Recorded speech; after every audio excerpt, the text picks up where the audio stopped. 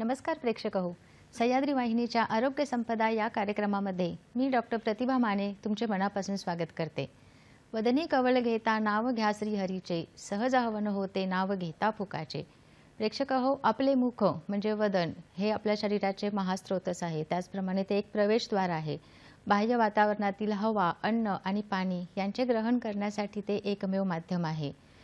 बाहेरून घेतलेला आहार म्हणजेच अन्न पाणी यांचे पचनायोग्य सूक्ष्म भागामध्ये रूपांतरित करणे तसेच त्याला पचनाला मदत करणे हे आपल्या मुखाचे प्रमुख कार्य असते. त्याप्रमाणे बोलण्यासाठी तसेच भावना व्यक्त करण्यासाठी आपल्याला आपल्या तोंडाशिवाय पर्याय नाहीये. प्रेक्षक हो, 5 फेब्रुवारी हा दिवस मौखिक आरोग्य दिन म्हणून सर्वत्र साजरा केला जातो. तोंडाचे म्हणजेच मुखाचे असलेले आजार, त्याबद्दलची चिकित्सा, त्यांची लक्षणे याबद्दल समाजामध्ये जनजागृती निर्माण करणे हे या दिवसाचे उद्दिष्ट आहे.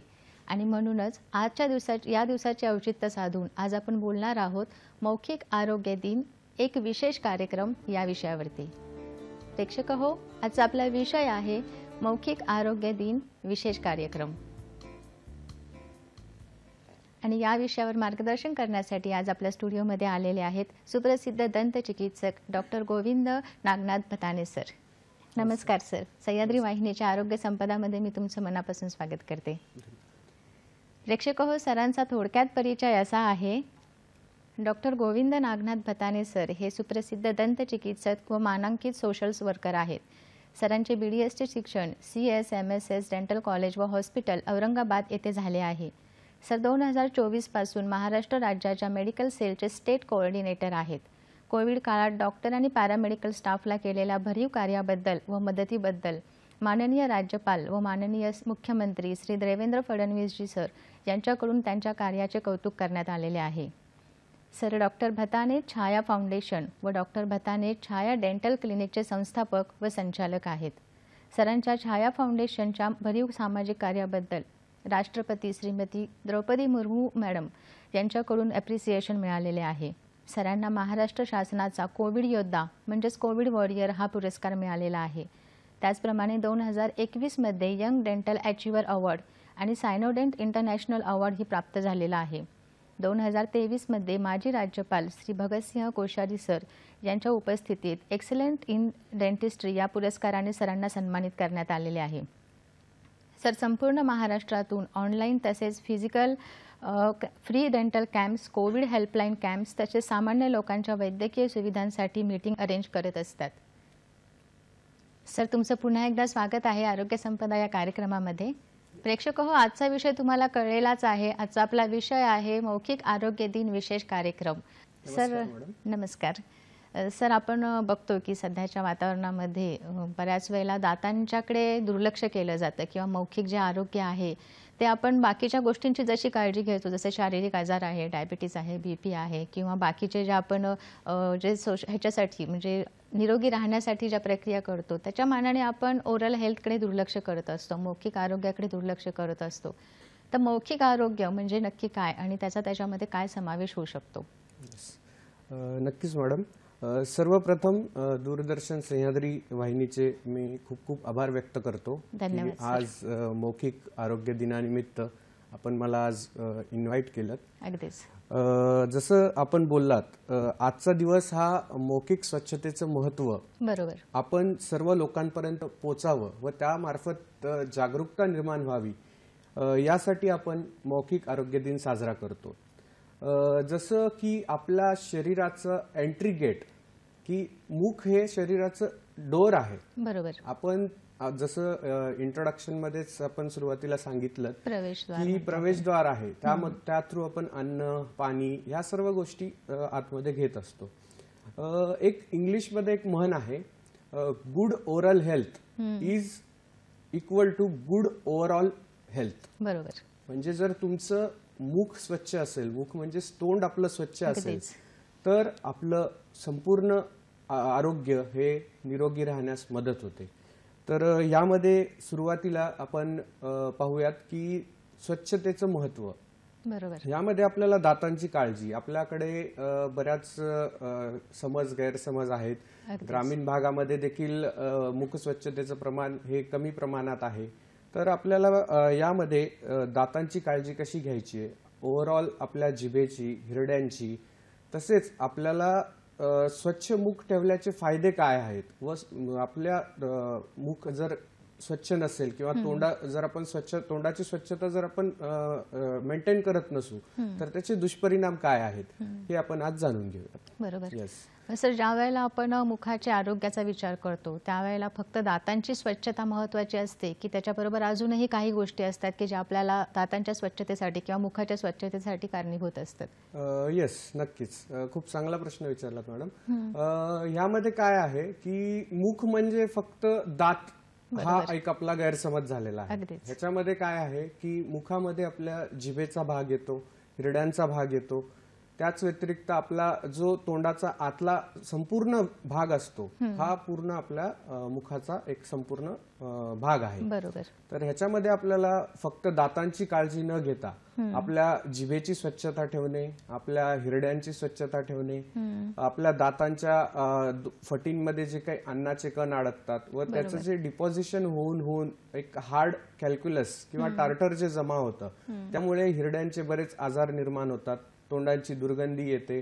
तर एकंदरीत पाहता मुख म्हणजे फक्त दात नाही तर आपल्याला संपूर्ण जीभ, गालाचा आतला भाग, हिरड्या या सर्व तोंडांच्या अवयवाची आपल्याला काळजी घ्यावी लागते. अगदीच.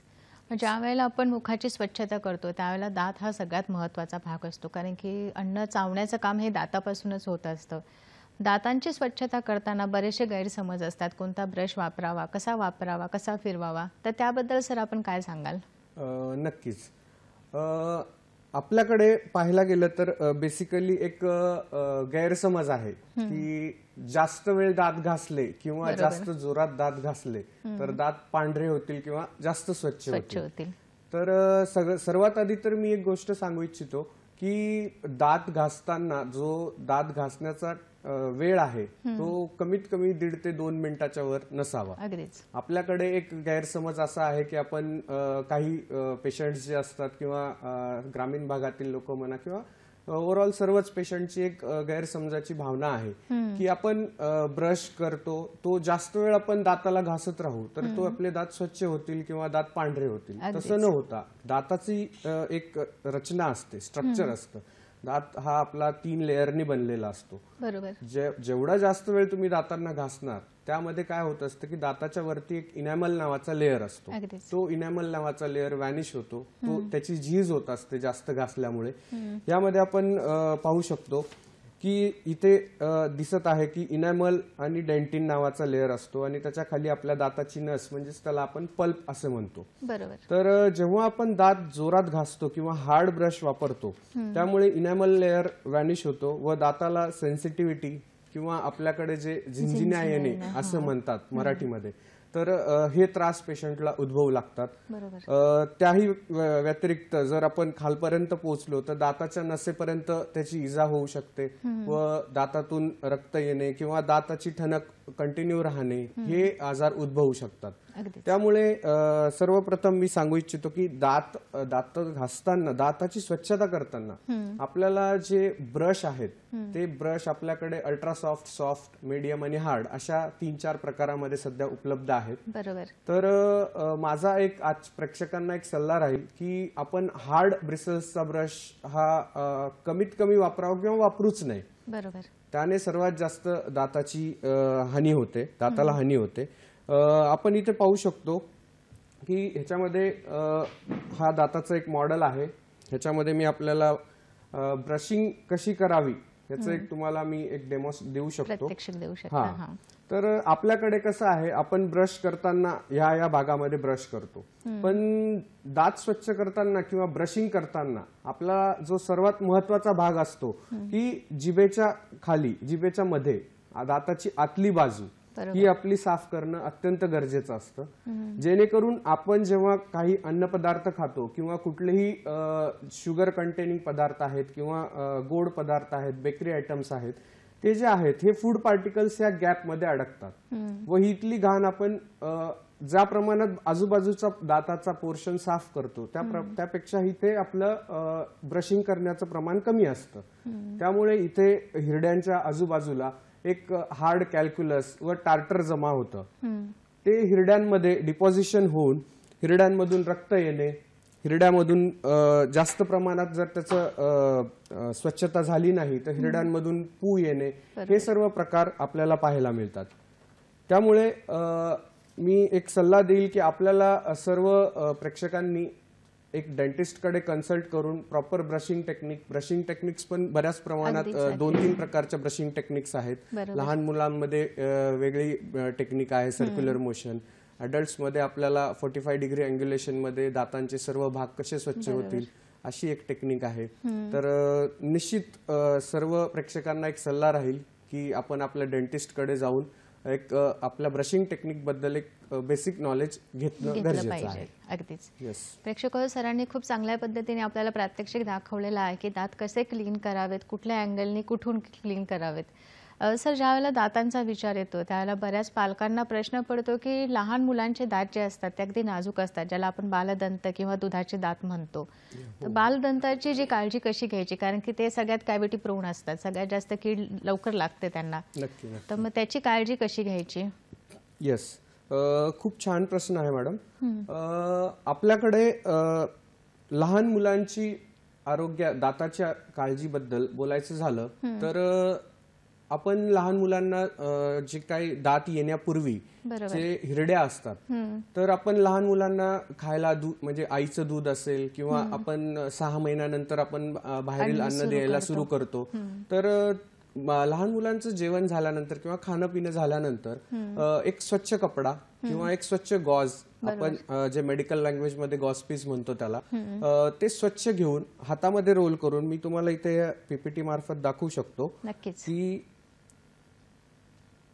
यामध्ये काय आहे. आपल्याला हिरडी जी आहे, हिरडीला जे काही चिकट पदार्थ लागलेले असतात किंवा अन्नाचा जो काही खाऊन झाल्यानंतर काही भाग शिल्लक राहतो तो आपल्याला स्वच्छ करून घेणं गरजेचं असतं. दुसरी महत्वाची गोष्ट म्हणजे लहान मुलांचा जेव्हा पहिला दात येतो, तर जेव्हा पहिला दात येतो त्यावेळेला सर्व पालकांनी एकदा डेंटिस्टकडे कन्सल्ट करणं गरजेचं आहे. बरोबर. आणि लहान मुलांचे ब्रश आपण केव्हा सुरू करू शकतो ह्याबद्दल बोलायचं झालं तर लहान मुलांचा पहिला टूथ इरप्शन जेव्हा होतो किंवा पहिला दात जेव्हा येतो त्यानंतर आपण लहान मुलांची ब्रश मार्फत दातांची स्वच्छता करू शकतो. पण त्यामध्ये देखील आपल्याला अत्यंत काळजीपूर्वक स्वच्छता करावी लागते. कारण लहान मुलांची जी गम्स असतात किंवा हिरड्या असतात त्या अत्यंत नाजूक असतात. त्यामध्ये लहान मुलांची वेगळे ब्रश अवेलेबल्स आहेत ज्याचे अल्ट्रा सॉफ्ट ब्रिसल्स असतात. त्यामध्ये तुम्हाला ब्रशिंग टेक्निक्स वगैरे जे आहेत ते सेम आपले डेंटिस्टकडे कन्सल्ट जर केलं तुम्ही तर ते तुम्हाला चांगल्या प्रकारे लहान मुलांचे दाताचे डेमो देऊ शकतात. ह्याच्यामध्ये बेसिकली एक आम्ही शेड्यूल तयार केलेला आहे की लहान मुलाचा जो पहिला वाढदिवस असतो, पहिल्या वाढदिवसाच्या दिवशी तुम्ही लहान मुलाचा जेव्हा पहिला तोपर्यंत दात आलेले असतात तर तुम्ही वाढदिवसाच्या दिवशी एक डेंटिस्टची व्हिजिट कंपल्सरी करावी, जेणेकरून त्याचे भविष्यात येणारे दुधाचे दात, भविष्यात येणारे परमनंट टीथ, पक्के दात हे व्यवस्थित येत आहेत की नाही, त्याची वाढ व्यवस्थित होत आहे की नाही हे आपल्याला एकदा तज्ञ डेंटिस्टच्या माध्यमातून सल्ला घेऊन त्याची आपल्याला काळजी घेता येऊ शकते.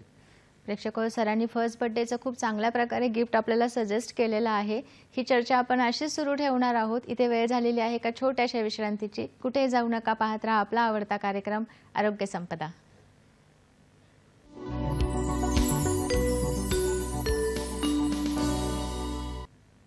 तर प्रेक्षक ब्रेक नंतर तुमचं पुन्हा एकदा स्वागत आहे आरोग्य संपदा कार्यक्रमामध्ये. आणि आज आपण चर्चा करत आहोत मौखिक आरोग्य दिन या विषयावर. आणि या विषयावर आपल्याला मार्गदर्शन करत आहेत प्रसिद्ध दंतचिकित्सक doctor Govind Bhatane sir. Sir, आपण आता दातांच्या काळजी म्हणजे दातांच्या स्वच्छतेबद्दल माहिती घेतलेलीच आहे. पण मला असं विचारायचं की ज्या वेळेला गर्भावस्था असते किंवा स्त्री प्रेग्नंट असते तर त्याचा आणि मुलांचा दात येण्याचा काही संबंध असू शकतो का? हो, नक्कीच. तसं पाहायला गेलं तर गर्भावस्थेमध्ये दातांची आणि तोंडाची विशेष काळजी घेणं हे महत्वाचं असतं. अच्छा. जेव्हा एखादी महिला गर्भावस्थेमध्ये असते तर त्यामध्ये हॉर्मोन्सचं प्रमाण जे आहे शरीरातलं हे खूप प्रमाणात वाढलेलं असतं किंवा प्रेग्नन्सीमध्ये या सगळ्या गोष्टी झालेल्या असतात. तर यामध्ये सर्वप्रथम एक सल्ला असा राहील की प्रेग्नन्सी कन्सीव्ह होण्या अगोदर तुम्ही एकदा ओरल हायजीनचं चेकअप करणं फार महत्वाचं आहे. दुसरी महत्वाची गोष्ट म्हणजे यामध्ये तुम्ही बघू शकता की एक बेसिक दातांची किंवा तोंडाची काळजी गर्भावस्थेमध्ये कशी घ्यायची. तर यामध्ये काय आहे की सकाळी व संध्याकाळी, सकाळी उठल्यानंतर व रात्री झोपण्यापूर्वी आपल्याला ब्रश करणं महत्वाचं आहे. एक प्रॉपर फ्लोराईड कंटेनिंग टूथपेस्ट जे की तुमच्या एरियातल्या वॉटर फ्लोराईड लेवलनुसार तुम्हाला डेंटिस्टच्या सल्ल्याने यूज करायचं आहे. त्यानंतर तुम्हाला प्रॉपर तोंडामध्ये स्वच्छता व्हावी. यानंतर जेवण झाल्यानंतर माउथवॉश किंवा वॉर्म वॉटरमध्ये मीठ वगैरे टाकून गुळण्या करणं गरजेचं आहे, जेणेकरून काही अन्नाचे पार्टिकल्स किंवा फूड पार्टिकल्स हे दातामध्ये अडकणार नाहीत. फ्लॉसिंग हे आपल्याकडे फार कमी प्रमाणात केलं जातं किंवा वापरलं जातं. तर प्रेग्नंट लेडीजमध्ये दातामध्ये काही जर अडकलं असेल किंवा दातांच्या फटीमध्ये जी काही घाण जमा झाली असेल तर ती काढण्यासाठी फ्लॉसिंग पण यूज करू शकता. तुम्ही खूप चांगला प्रश्न विचारलात की प्रेग्नन्सीचा आणि स्वच्छ मुखाचा किंवा मौखिक आरोग्याचा काय संबंध आहे. तसं पाहायला गेलं तर प्रेग्नन्सीमध्ये तोंडाची काळजी घेणं हे अत्यंत महत्वाचं आहे.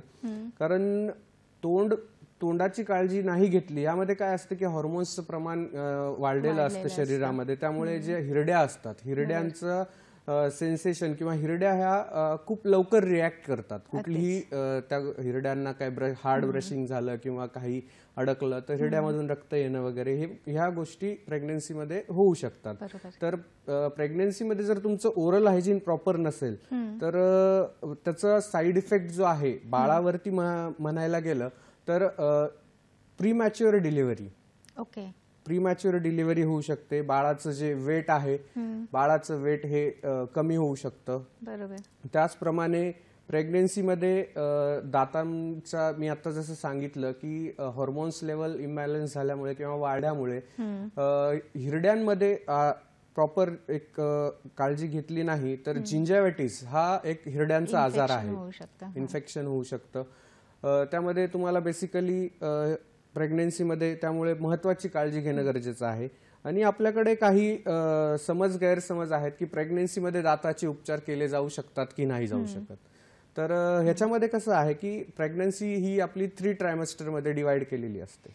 सर, आपण ही चर्चा अशी सुरू ठेवणारच आहोत. आपल्याला एक फोन आलाय मंगल आपटे पुण्यावरून. हॅलो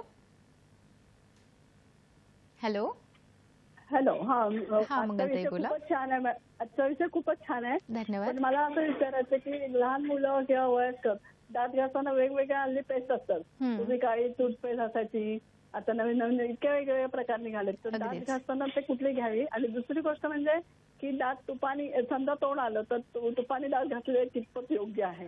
तुपानी जर दात घासले तर. ओके, धन्यवाद. आणि धन्यवाद मंगलताई. येस, खूप चांगला प्रश्न विचारलाय. कुठल्या टूथपेस्ट घ्याव्यात, कारण आता मार्केटमध्ये इतक्या मोठ्या प्रमाणात वेगवेगळे ब्रँड्स, वेगवेगळे कलरमध्ये टूथपेस्ट उपलब्ध आहेत. बरोबर. मी यापूर्वीच आता सांगितलं की तुमच्या एरियामध्ये जे पिण्याचं पाणी आहे त्याचं जे फ्लोराईड कंटेंट आहे त्या अकॉर्डिंगली तुमच्या दाताची टूथपेस्ट तुम्ही यूज करणं गरजेचं आहे. विशेष करून आता मॅडमनी जसं लहान मुलांच्या बाबतीत प्रश्न विचारलाय, त्यामध्ये लहान मुलांची टूथपेस्ट जी आहे ती दातांना कीड लागू नये किंवा कॅव्हिटीज होऊ नये म्हणून लहान मुलांच्या टूथपेस्टमध्ये फ्लोराईड कंटेंट बघून आपण लहान मुलांना टूथपेस्ट सजेस्ट करत असतो. यामध्ये कलरचा किंवा फ्लेवरचा जास्त काही फरक पडत नाही. ते जस्ट आता काही मुलं काय असतात की टूथपेस्टच्या टेस्टमुळे वगैरे ब्रश करत नाहीत.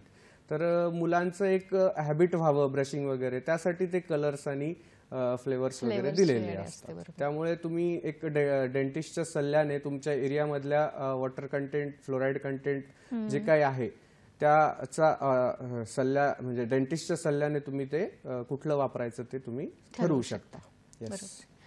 सर, ज्यावेळेला दातांच्या समस्यांचा विचार केला जातो त्यावेळेला दाताचं स्ट्रक्चर जे असतं ते पूर्ण चेहऱ्यावरती अफेक्ट करत असतं.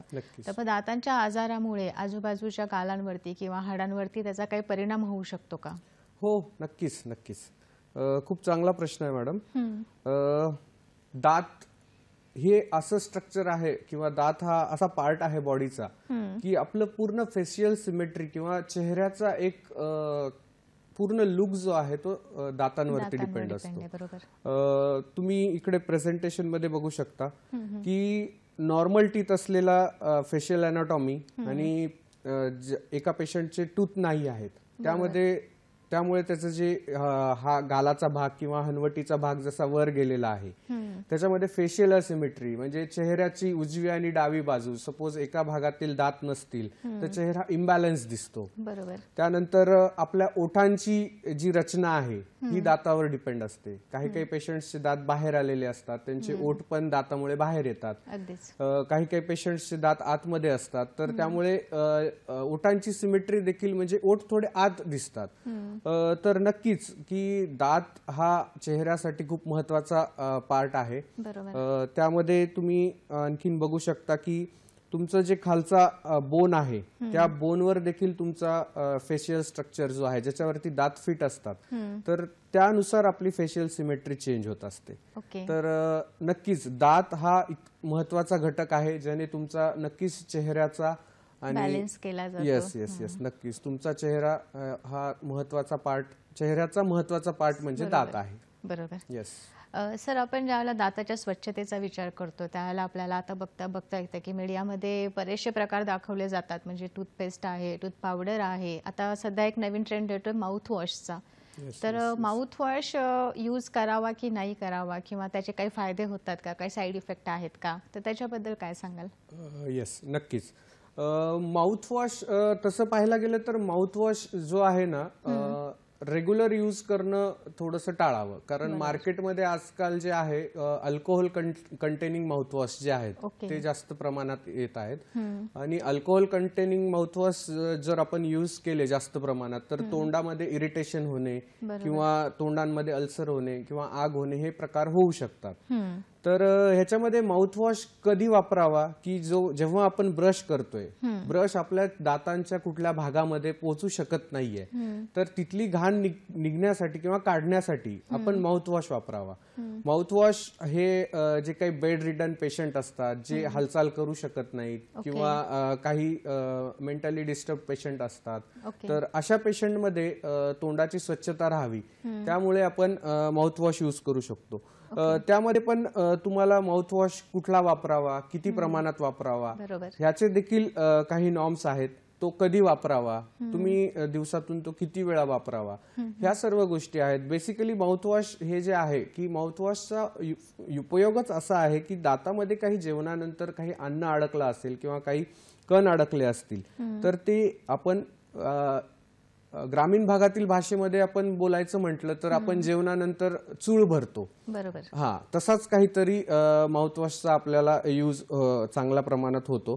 पण माउथवॉश अति प्रमाणात वापरणं देखील धोकादायक आहे. त्याच्यामध्ये आपण बघू शकतो की माउथवॉशचे ऍडव्हर्स इफेक्ट आपण स्क्रीनवर बघू शकतो. त्याच्यामध्ये काय आहे की अति प्रमाणात माउथवॉश वापरलं की दातांवरती डाग पडू शकतात. माउथवॉश आता वेगवेगळ्या फ्लेवर्स मध्ये किंवा त्याच्यामध्ये सेंट्स वगैरे यूज केले जात आहेत, तर त्याच्यामुळे तुमचं टेस्ट परसेप्शन चेंज होऊ शकतं थोड्याफार प्रमाणात. त्याच्यानंतर तुम्ही अतिप्रमाण जर अल्कोहोल कंटेनिंग माउथवॉश वापरत राहिलात तर तोंडामध्ये अल्सर होऊ शकतात, कारण आग होते त्यामुळे. अल्कोहोल असलेल्या माउथवॉश जास्त प्रमाणात तुम्ही, आणि त्यातल्या त्यात ते डायल्युशन किती पाहिजे. काही पेशंट्स जे आहेत माउथवॉशची बॉटल ओपन करतात आणि डायरेक्ट गार्गलिंग करतात, तर ते तुम्हाला तुमच्या डेंटिस्टच्या सल्ल्याने किंवा माउथवॉश तुम्ही यूज करताय तर ते एकदा तुम्हाला सल्ला घेऊन किती प्रमाणात कसं वापरायचंय ते तुम्हाला करणं अत्यंत गरजेचं आहे. बरोबर. प्रेक्षक हो, ही चर्चा सुरू ठेवणार आहोत आपण अशीच. इथे वेळ झालेली आहे एका छोट्याशा विश्रांतीची. कुठे जाऊ नका, पाहत राहा आपला आवडता कार्यक्रम आरोग्य संपदा.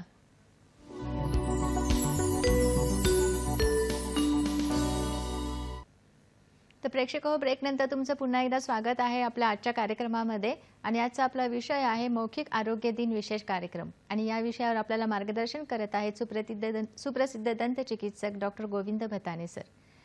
सर, आपण दातांच्या चिकित्सेबद्दल आता बोलत आहोत. बऱ्याच वेळेला सौंदर्यशास्त्राच्या दृष्टीने दातांना पांढरं करणं हा एक आता ट्रेंड होत चाललेला आहे. म्हणजे दातांचा जो नॉर्मल कलर असतो, मोती कलर म्हणतो, किंवा एक पिवळसर झलक असते त्याच्यावरती, तो सोडून आपल्याला आता असं वाटतं की नाही पांढरे शुभ्र दिसावेत. तर हे करणं योग्य आहे का? तुम्हाला काय वाटतं? येस, नक्कीच चांगला प्रश्न आहे. खरं तर मी एक सल्ला देईल की तुमचा दातांचा जो नैसर्गिक कलर आहे, तर नैसर्गिक कलरपेक्षा जास्त पांढरं करण्याचा प्रयत्न केला तर नक्कीच तो हानिकारक आहे. अगदीच. तर आजकाल टीथ व्हाईटनिंगचे बरेचसे प्रोडक्ट्स मार्केटमध्ये अवेलेबल आहेत, पण सगळेच प्रोडक्ट्स हे युजफुल आहेत असं नाही. टीथ व्हाईटनिंग मध्ये जे काही पेस्ट वगैरे येतात त्यातील काही प्रोडक्ट्स किंवा काही कंटेंट जे आहे ते आपण जर वापरलं आणि तुमच्या नैसर्गिक दाताच्या रंगाप्रमाणे त्याला बॅलन्स जर केलं तर निश्चित ते का उपयोगी आहे. परंतु जर तुमची अशी अपेक्षा असेल की तुमचा नॅचरल दाताचा शेडच थोडासा पिवळसर असेल किंवा थोडासा त्याला हे असेल आणि तुम्ही त्याला अति जास्त व्हाईट करायचा प्रयत्न केला तर जे H2O2 कंटेंट वगैरे जे असतं व्हाईटनिंग ब्लिचिंग एजंट्स जे असतात त्याचे ॲडव्हर्स इफेक्ट पण बऱ्याच प्रमाणात दातावरती होऊ शकतात. तर त्यामुळे ते तुम्ही निश्चितच तुमच्या डेंटिस्टच्या सल्ल्याने करणं अतिशय महत्त्वाचं आहे. बरोबर. येस. प्रेक्षक सरांनी खूप चांगल्या पद्धतीने सांगितले आहे की जे नैसर्गिक आहे ते नैसर्गिकच राहू द्यावं. त्याला कुठल्याही अनुषंगाने व्हाईट करणं किंवा त्याची लेवल चेंज करणं हे कधीही हानिकारकच असते, कारण की त्यामुळे आपल्या दाताची नैसर्गिक जी रचना आहे ती बिघडू शकते.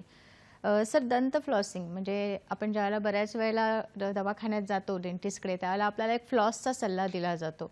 तर हा फ्लॉस म्हणजे नक्की काय आहे आणि तो कशा प्रकारे वापरायचा आहे? येस, नक्कीच. डेंटल फ्लॉसिंग ही एक दात स्वच्छ करण्याचीच प्रक्रिया आहे. बरोबर. डेंटल फ्लॉसिंग जे आहे ते दोन दातांच्या मध्ये जी घाण अडकते किंवा दोन दातांच्या फटीमध्ये जी घाण अडकते ती आपण स्वच्छ करण्यासाठी डेंटल फ्लॉस यूज करतो. बाजारामध्ये वेगवेगळ्या प्रकारचे फ्लॉसेस उपलब्ध आहेत. त्याच्यामध्ये काही हँडल्ड फ्लॉसेस आहेत. हा मी थ्रेडवाला फ्लॉस घेऊन आलोय, आज तुम्हाला डेमो देऊ शकतो. ह्याच्यामध्ये काय आहे की फ्लॉस हा असा वापरला जातो. आपल्याकडे काय करतात काही म्हणजे पेशंट्स जे आहेत हे कमी प्रमाणात घेतात, त्यामुळे त्यांना ते वापरताना वापरता व्यवस्थित येत नाही. तर ह्याच्यामध्ये फ्लॉस जो आहे हा कमीत कमी 18 ते 20 इंच तुम्हाला घ्यायचा आहे आणि तुमच्या या मिडल फिंगरला तो असा रोल करायचा आहे दोन्ही बाजूने असा रोल केल्यानंतर तुमच्या ह्या इंडेक्स फिंगरने तुम्हाला हे फ्लॉसिंग करायचं आहे. दोन दातांच्या आतमध्ये जी घाण अडकलेली असते आणि तुम्ही जेव्हा इंडेक्स फिंगर आणि थंबने हे व्यवस्थित त्याचा ग्रिप पकडता तर त्याने निश्चितच हिरड्यांना काही इजा होत नाही. परंतु काही जण हे चुकीच्या पद्धतीने फ्लॉसिंग करतात, त्यामुळे हे जे फ्लॉसिंग आहे ते हिरड्यांना डॅमेज करतं किंवा हिरड्यांपर्यंत जास्त जाऊन त्यामधून हिरड्यामधून रक्त येणे किंवा असे प्रकार होत असतात. तर निश्चित तुम्हाला फ्लॉसिंग हे दोन दातांमधील घाण साफ करण्यासाठी उपयोगी आहे व ते केलं पाहिजे. परंतु तुम्ही ते फ्लॉसिंग करण्याआधी तुम्ही अगोदर फ्लॉसिंग टेक्निक समजून घेणं तेवढंच महत्वाचं आहे. थ्रेड फ्लॉसिंगच्या व्यतिरिक्त हँडलवाले फ्लॉसिंग्स पण आज बाजारामध्ये उपलब्ध आहेत. परंतु फ्लॉसिंग तुम्ही सर्वप्रथम फ्लॉसिंग टेक्निक समजून घेऊनच फ्लॉसिंग करणं अत्यंत गरजेचं आहे. येस. ओके सर, आपण आता चिकित्सेबद्दल बोलणार आहोत. बऱ्याच वेळेला काही आजार असे असतात की ज्याचा दातांवर डायरेक्ट परिणाम होत असतो, जसं की मधुमेह रुग्णांमध्ये ज्याला आपण चिकित्सा करतो किंवा ज्याला आपण ट्रीटमेंट घेतो त्याचा किंवा डायबेटीसचा दातांवर काही परिणाम होतो का? नक्कीच. जे मधुमेहाचे पेशंट आहेत, मधुमेह किंवा डायबिटीज असणाऱ्या पेशंटला निश्चितच दाताची व मौखिक आरोग्याची जास्त काळजी घेणं अत्यंत गरजेचं आहे.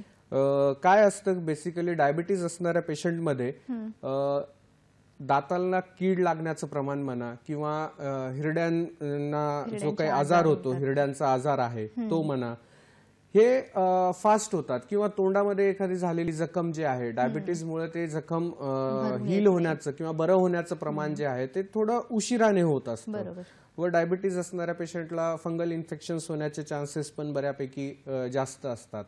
तर यामध्ये काय आहे, तुम्ही स्लाइडवरती बघू शकता की डायबिटीज पेशंटमध्ये, डायबिटीज मेलेटस असणाऱ्या पेशंटला बऱ्यापैकी ॲबनॉर्मॅलिटीज ज्या असतात, ओरल ॲबनॉर्मॅलिटीज, त्यामध्ये तोंडाचा वास येणे, त्यानंतर जिंजायव्हायटिस म्हणजे हिरड्यांमधून रक्त वगैरे किंवा पू वगैरे येणे, तुम्ही इथे स्लाइडवरती बघू शकता. त्यानंतर टंग ॲबनॉर्मॅलिटीज, जिभेचा ह्याच्यामध्ये टेस्ट अल्टरेशन आहे, आकार चेंज होणे, तुमचे जे सलायव्हरी ग्लँड्स असतात किंवा लाळेच्या ग्रंथी असतात त्याच्यावरती देखील त्याचा परिणाम होत असतो. त्यामुळे निश्चितच मधुमेह असणाऱ्या रुग्णांनी तुमच्या दातांची जी काळजी आहे ती अतिशय चांगल्या प्रमाणात आणि प्रॉपर दंत शल्यचिकित्सकाच्या सल्ल्याने घेणं गरजेचं आहे. आजकाल बाजारामध्ये शुगर पेशंटसाठी शुगर फ्री टूथपेस्ट वगैरे पण अवेलेबल झालेले आहेत. तर ते सर्व तुम्ही जे आहे तुम्ही एकदा डेंटिस्टच्या सल्ल्याने करणं अतिशय महत्वाचं आहे. आणि मधुमेहाच्या रुग्णांनी तर कंपल्सरी दर 3-4 महिन्याला डेंटिस्टकडे जाऊन एकदा आपलं ओरल चेकअप करून घेणं अत्यंत गरजेचं आहे. बरोबर सर, आता आपण एवढ्या वेळ दातांबद्दल चर्चा केलेलीच आहे. हिरड्यांचा ज्यावेळेला विचार येतो त्यावेळेला हिरड्या अत्यंत महत्त्वाच्या असतात, कारण की त्या दातांना जागेवर धरून ठेवतात. तर हिरड्यांचे काही आजार असतात, ते साधारणपणे आढळणारे आजार कोणते आहेत? येस, हिरड्यांमध्ये बेसिकली आपल्याकडे जिंजायव्हायटिस हा आजार सामान्यपणे म्हणजे दिसून येतो. हिरड्यांमध्ये काय असतं की जेव्हा दातांची स्वच्छता व्यवस्थित केली जात नाही तेव्हा दातांच्या फटींमधले जी घाण आहे ती घाण हिरड्यांमध्ये अडकून हिरड्या सुजणे किंवा हिरड्यामधून रक्त येणे, हिरड्यामधून पू येणे, ह्याला डेंटल लँग्वेजमध्ये जिंजायव्हायटिस असे म्हणतात. त्यानंतर हिरड्यांची जागा सुटणे म्हणजे जे हार्ड ब्रशिंग आहे किंवा जास्त प्रमाणात दात घासल्यामुळे जे तुम्हाला हिरड्या आहेत त्या हिरड्या वर सरकतात दातापासून, त्यामुळे त्याला आपल्याकडे रिसेशन असे म्हणतात. त्याच्यामध्ये कॉन्स्टंट बॅड ब्रेथ म्हणजे हिरड्यांचं इन्फेक्शन झाल्यामुळे तुमच्या तोंडातून सारखी दुर्गंधी येत राहणे. बरोबर. त्यानंतर तुमचा जो हिरड्यांचा आजारामुळे तुमचे दात लूज होऊ शकतात, कारण हिरड्या ही दाताची घट्ट पकड जागेवर ठेवतात. तर हिरड्याचा आजार निर्माण झाल्यानंतर तुमचे दात हलणे वगैरे असे आजार तुम्हाला उद्भवू शकतात. त्यामुळे नक्कीच दातांबरोबर हिरड्यांची काळजी घेणं ही देखील तेवढंच महत्वाचं आहे. त्याच्यामध्ये हिरड्या खराब होणे किंवा रिसेशन जे हिरड्या जागा सोडणं, त्यामध्ये सगळ्यात महत्वाच्या 2-3 गोष्टी आहेत. ह्याच्यामध्ये तुम्ही बघू शकता की ह्याच्यामध्ये फ्रेनल अटॅचमेंट म्हणजे आपल्या जी ओठाची आणि दाताची जी अटॅचमेंट असते ती त्याला फ्रेनल अटॅचमेंट असं म्हणतात. त्यानंतर पुअर ओरल हायजीन किंवा जे काही ब्रेसेस जे क्लिप्सचे ट्रीटमेंट करणारे पेशंट असतात त्यांच्यामध्ये किंवा हार्ड ब्रशिंग करणाऱ्या पेशंटमध्ये हा म्हणजे हिरड्यांचा आजार आपण बघू शकतो. तर त्यांनी जास्त काळजी घेणं थोडं गरजेचं आहे. अच्छा, ज्या वेळेला सर आपण दातांचा विचार करतो त्यावेळेला बऱ्याच वेळेला कवळी बसवली जाते, डेंचर बसवलं जातं. तर मग डेंचर बसवणं हे कितपत योग्य आहे, त्याची काळजी कशी घेतात, आणि मधुमेह रुग्णांमध्ये डेंचर बसवता येईल का? कवळी बसवण्याचा काही आहे का त्याचे नॉर्म्स वगैरे? हो, नक्कीच. कवळी बसवण्यासाठी काय असतं की आपल्या तोंडामध्ये कवळी बसवण्यासाठी जे खालचं जे बोन असतं ज्याच्यावरती दात फिट असतात, येस, तर ते हाडाची जी कंडिशन आहे ती आपण पहिले मेडिकली एक्झामाइन करतो.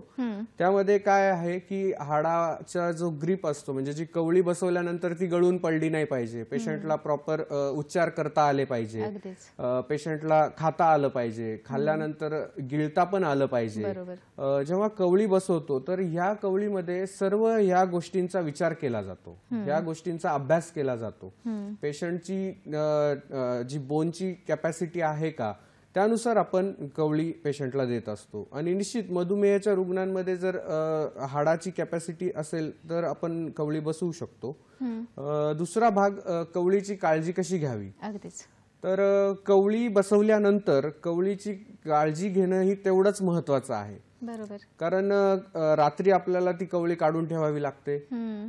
कवळी जी आहे ती सॉफ्ट क्लिन्झर्स जे टूथपेस्ट किंवा माउथवॉशेस वगैरे असतात याने एक हलक्या ब्रिसलच्या ब्रशने तुम्हाला ती साफ करूनच लावणं गरजेचं आहे. बरोबर. त्याच्यानंतर तुम्हाला कवळी काढल्यानंतर प्रॉपर तोंडात गुळण्या करणं किंवा हिरड्या ज्या आहेत तुमच्या त्याची स्वच्छता राखणं तेवढंच महत्वाचं आहे. बरोबर. त्याच्यामध्ये जर तुम्हाला कवळी कुठे टोचत असेल, कारण कवळीचा काही भाग बाईटमुळे किंवा जेवणामुळे किंवा तुमच्या व्यवस्थित न बसल्यामुळे, तर तो जर भाग कुठे तुम्हाला टोचत असेल तर ते तुम्हाला लवकरात लवकर ते डेंटिस्ट कडे जाऊन ते रिपेअर करून घेणं गरजेचं आहे.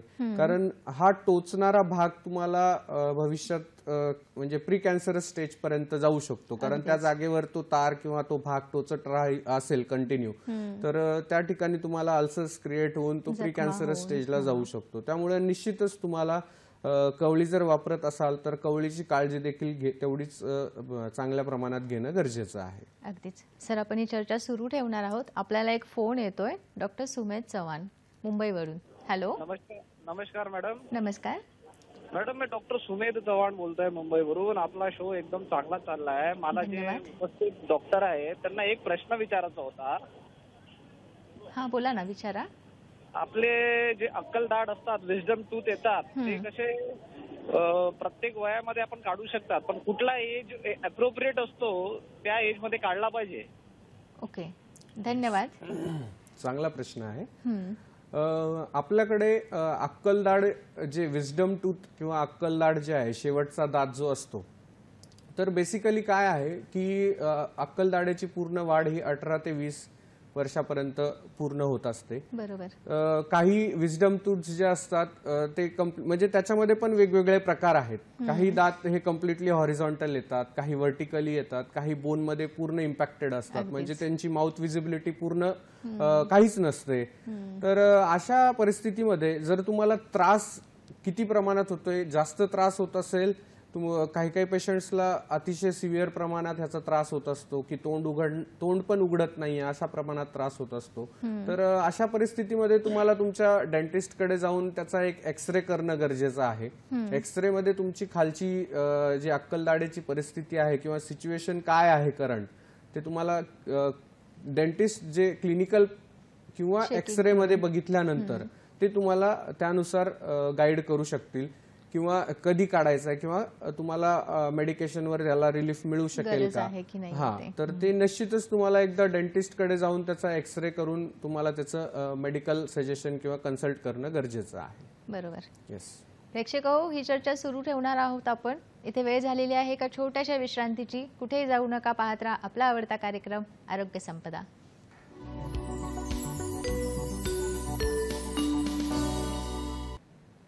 तर प्रेक्षक हो, ब्रेक नंतर तुमचं पुन्हा एकदा स्वागत आहे. आज आपण चर्चा करत आहोत मौखिक आरोग्य दिन विशेष कार्यक्रम या विषयावर, आणि या विषयावर आपल्याला मार्गदर्शन करत आहेत सुप्रसिद्ध दंतचिकित्सक डॉक्टर गोविंद भताने सर.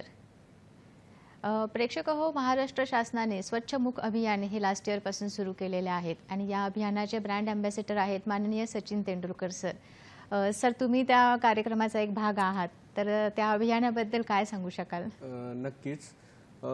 मागच्या वर्षी 1 फेब्रुवारी 2023 रोजी आम्ही महाराष्ट्रातील डेंटल सर्जन्सचा राज्यपाल महोदयांच्या हस्ते राजभवन येथे सत्कार सोहळा आयोजित केला होता. त्याच कार्यक्रमादरम्यान महाराष्ट्र शासनाच्या वतीने स्वच्छमुख अभियान या अभियानाचं लोगो व टॅगलाईनचं अनावरण करण्यात आलं. आणि निश्चितच महाराष्ट्र शासनाने सुरू केलेल्या या अभियानाबद्दल खरंच अभिमानास्पद गोष्ट आहे की भारताचे क्रिकेटचा देव ज्याला आपण म्हणतो ते असे भारतरत्न सचिन तेंडुलकर सर या अभियानाचे ब्रँड अँबॅसेडर आहेत. मला एक गोष्ट सांगायला निश्चितच आवडेल. या कार्यक्रमाच्या दरम्यान एक किस्सा सचिन सरांनी सांगितला होता की मला वाटतं 96 और 98च्या दरम्यान जेव्हा वर्ल्ड कप मॅचेस होत्या, तर त्या दरम्यान त्यांना एक ब्लँक चेक देण्यात आला की तुमच्या त्या क्रिकेटच्या बॅटवरती सिगारेटची किंवा टोबॅकोची ऍड तुम्ही ते स्टिकर लावा.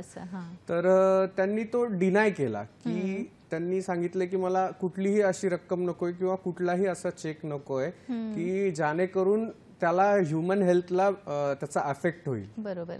म्हणजे चुकीचा तसं message पाहायला गेलं तर माझं म्हणजे तो एक आयडियल मेसेज त्यांनी, आणि आज देखील स्वच्छमुख अभियानाचा एक भाग म्हणून ब्रँड अँबॅसेडर आहेत ते, आणि त्यांना आज देखील करोडोच्या ऑफर्स येतात ब्रँडिंगचे, प्रमोशनचे, पान मसाला, गुटखा वगैरे यासाठी, तरी सुद्धा त्यांनी ते डिनाय केलेलं आहे. आपल्या माध्यमातून बाकी सर्व सेलिब्रिटीजला मी सल्ला देण्या इतका मोठा नाही, पण एक सजेशन देऊ शकतो की जे काही पान मसाला, गुटखा वगैरे आहेत, तंबाखू, सर्व सेलिब्रिटीजना यंग जनरेशन जी आहे ती आयडियल मानत असते, तर त्यांच्या ऍक्टिव्हिटीज फॉलो करत असते.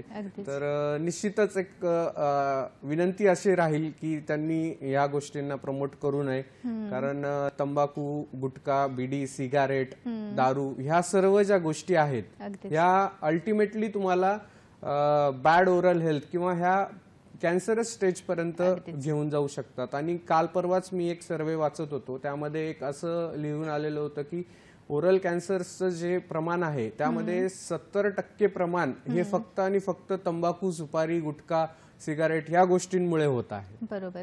तर निश्चितच आज या माध्यमातून मी सर्व प्रेक्षकांना देखील विनंती करतो की आपल्याला देखील काही अशा सवयी असतील जेणेकरून तुमचं मौखिक आरोग्याला धोका पोहोचेल, आणि मौखिक आरोग्याला धोका म्हणजेच तुमच्या संपूर्ण आरोग्याला धोका आहे. त्यामुळे तुम्ही ज्या काही सवयी असतील ते निश्चितच लवकरात लवकर बंद करून चांगल्या सवयी अंगीकारणं, अभ्यास करणं गरजेचं आहे. सर, आपण आता ओरल कॅन्सरकडे वळलेलोच आहोत, तर ओरल कॅन्सर म्हणजे मुखाचा कर्करोग म्हणजे नक्की काय असतो, त्याची कारणं, लक्षणं वगैरे कशी असतात? हो, नक्कीच चांगला प्रश्न आहे. आपण इथे स्लाइडवर बघू शकतो. ओरल कॅन्सर जे आहे, ओरल कॅन्सर होण्यामागचे विविध कारणं आहेत. ओके. त्याच्यापैकी सर्वात महत्वाचं कारण म्हणजे मी आता तुम्हाला जे सांगितलं की तंबाखू, बिडी, सिगरेट, दारू ह्या गोष्टींचं अतिप्रमाणात सेवन जर झालं, काही पेशंट्सला तंबाखू, गुटखा तोंडामध्ये एका जागेवर ठेवण्याची सवय असते, तर त्यामुळे त्या ठिकाणी व्हाईट पॅच येतो, त्याला कॅन्सरस लँग्वेजमध्ये ओरल सबम्युकस फायब्रोसिस असं म्हणतात. तर त्या पॅच मध्ये काय होतं की आतली गालाची मसल्स ही कॉन्ट्रॅक्ट होत राहतात, मग तोंड कमी उघडायला सुरू होते, त्यामध्ये अल्टिमेटली मग तो कॅन्सर पसरायला सुरू होते. तुम्ही याच्यामध्ये कॅन्सरची सिम्पटम्स जी आहेत, प्री कॅन्सरस सिम्पटम्स, ती तुम्ही स्क्रीनवर बघू शकता. याच्यामध्ये आहे की अचानक दात गळून पडणे, त्यानंतर रक्त येणे, तोंडाची आग होत राहणे, ह्या सगळ्या गोष्टी. आता मी थोड्या वेळापूर्वी बोलताना सांगितलं की कवळीचा एखादा भाग तुम्हाला टोचत असेल तर तुम्हाला ते लवकरात लवकर तुमच्या डेंटिस्टकडे जाऊन त्याचं करेक्शन करून घेणं गरजेचं आहे, कारण तो जो इरिटेटिंग फॅक्टर आहे तो इरिटेट करून करून त्या जागेवरती तुमच्या सेन्स नर्व्स ब्लॉक करतो, की प्री कॅन्सरस स्टेजमध्ये कन्वर्ट होतात. तर निश्चितच ह्यामध्ये सर्व गोष्टी आहेत. तर सगळ्यात मेन कॉज आता आपण जशी चर्चा केली की ओरल कॅन्सरमध्ये मॅक्सिमम रोल जे आहे तंबाखू, बिडी, सिगारेट, सुपारी आणि या आदी व्यसनांमुळेच कॅन्सर होतो. त्या व्यतिरिक्त ही कारणं आहेत, परंतु मॅक्सिमम या गोष्टींमुळे होतो. तर निश्चितच सवयी सर्वांनी असतील तर त्या सोडाव्यात अशी आपल्या माध्यमातून मी सर्वांना विनंती करतो. बरोबर. सर, बऱ्याच वेळेला ज्यावेळेला डेंटल ट्रीटमेंट केली जाते त्यावेळेला डेंटल इम्प्लांट म्हणजे दंत प्रत्यारोपणाची एक चिकित्सा सांगितलेली जाते. तर बऱ्याच सामान्य लोकांना माहीत नसते की दंत प्रत्यारोपण म्हणजे काय आहे, तर त्याच्याबद्दल काय सांगाल तुम्ही? येस, नक्कीच. सध्या दंत प्रत्यारोपण हे एक म्हणजे नवीन नाही म्हणता येणार याला, ऍक्च्युली जुनीच उपचार पद्धती आहे.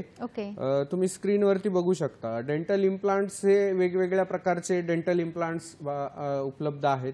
त्याच्यामध्ये इम्प्लांट्स जो आहे म्हणजे तुमचा जो दात आहे तो आपण हाडामध्ये स्क्रूच्या साह्याने, जो त्याला इम्प्लांट म्हणतात मेडिकल लँग्वेजमध्ये, डेंटल लँग्वेजमध्ये, तो आपण स्पेसिफिक त्या जागेमध्ये तो दात इम्प्लांटच्या साह्याने, स्क्रूच्या साह्याने आतमध्ये हाडामध्ये फिट करतो व त्यावरती दात बसवला जातो. पण इम्प्लांट देखील कोणी करावं, काय, ह्याचे पण नॉर्म्स आहेत, त्याचे पण काही मेडिकल कंडिशन्स आहेत. इम्प्लांट करण्या अगोदर तुमचे मेडिकल टेस्ट केल्या जातात. तुमच्या हाडाची कॅपॅसिटी आहे का, तुमचं हाड तेवढं प्रेशर बिअर करू शकते का, ह्या सर्व गोष्टी अभ्यास करूनच इम्प्लांट करावा की नाही हे सजेस्ट केलं जातं. पण सध्या डेंटल इम्प्लांट्स ही उपचार पद्धती मोठ्या प्रमाणात केली जाते आणि डेंटल इम्प्लांट्स करणं देखील फायदेशीर आहे, परंतु योग्य आणि चुकीच्या पद्धतीने झालं नाही पाहिजे. योग्य डेंटिस्टकडे जाऊन आणि योग्य मार्गदर्शनाखाली तुम्ही डेंटल उपचार पद्धती इम्प्लांट पद्धती उपचार करणं गरजेचं आहे. बर सर, तुम्ही दंत दिनचर्या असा एक प्रकार सांगितला आहे, तर नक्की दंत दिनचर्या म्हणजे काय आहे? कारण की लोकांना सामान्य दिनचर्या माहिती असते की सकाळी उठल्यापासून रात्री झोपेपर्यंत काय करायचं, तर दाताच्या दिनचर्येमध्ये काय काय येतं? येस, आता ह्याच्यामध्ये बेसिकली आपल्याकडे दंत दिनचर्या याचा अर्थ असा घेतला जातो की सकाळी उठलं की ब्रश करावं. ह्याच्यामध्ये तुम्हाला दंत दिनचर्येमध्ये तुम्हाला सकाळी उठल्यानंतर आणि रात्री झोपण्यापूर्वी ब्रश करणं, त्यानंतर दातांच्या फटीमध्ये काही घाण वगैरे अडकली असेल तर डेंटल फ्लॉसचा वापर करून ती घाण स्वच्छ करणं. जर तुम्हाला गरज पडत असेल मुख स्वच्छतेसाठी तर माउथवॉशचा यूज करणं. शुगर कंटेनिंग किंवा चिकट पदार्थ, बेकरी आयटम्स वगैरे जे दाताला चिटकून राहतात बराच वेळाकरिता, तर त्याचं प्रमाण, खाण्याचं प्रमाण कमी करणं, त्याचं सेवनाचं प्रमाण कमी करणं. तुमचं जे ब्रश आहे, ब्रश आपल्याकडे काय आहे की पूर्ण त्याचा फ्लॉवर होईपर्यंत ब्रश घासला जातो. बरोबर. तर तुमचा ब्रश जो आहे तो तुम्हाला दर 2 महिन्याला 3 महिन्याला किंवा तुमचा ब्रशचे ब्रिसल्स खराब होत आहेत हे निदर्शनास आलं तर तो ब्रश तात्काळ बदलणं. आणि सर्वात महत्वाचं म्हणजे तुमचे दात हेल्दी जरी असतील तरी तुम्ही दर 6 महिन्याला किंवा दर 3-4 महिन्याला एकदा डेंटिस्टकडे जाऊन तुमच्या दातांची तपासणी करून घेणं तेवढंच महत्वाचं आहे. बरोबर. तर अशी ओव्हरऑल एक दिनचर्या आहे. आणि सगळ्यात महत्वाचं आपल्याकडे जे एक इंटरमिडिएट ब्रेकमध्ये आपण जे शुगर कन्झम्पशन किंवा कार्बोनेटेड ड्रिंक्स वगैरे घेतो त्यामुळे दातांवरती एक ऍसिडिक कोटिंग जमा होते. तर आपल्याला असे इंटरमिडिएट ब्रेक्समध्ये स्नॅक्स घ्यायची सवय असेल तर त्याचं प्रमाण थोडंसं कमी करावं. येस सर, तुम्ही इथे आलात आणि आम्हाला खूप चांगल्या पद्धतीने माहिती दिली दातांची काळजी, मुखाचे आरोग्य कसे घ्यावे याबद्दल. त्याबद्दल मी तुमचे सह्याद्री वाहिनीच्या वतीने आणि प्रेक्षकांच्या वतीने धन्यवाद देते. खूप खूप धन्यवाद मॅडम. प्रेक्षक हो, आरोग्य संपदा हा आपला आरोग्यविषयक खूप चांगला प्रोग्राम आहे. आपण दरवर्षी दर आठवड्याला या कार्यक्रमामध्ये एका नवीन विषयावर एका नवीन तज्ज्ञांसोबत बोलत असतो. तेव्हा पुन्हा भेटू या पुढच्या भागामध्ये एका नवीन तज्ज्ञांसोबत एका नवीन विषयावर. तोपर्यंत आपल्या आरोग्याची काळजी घ्या, आनंदी रहा. धन्यवाद.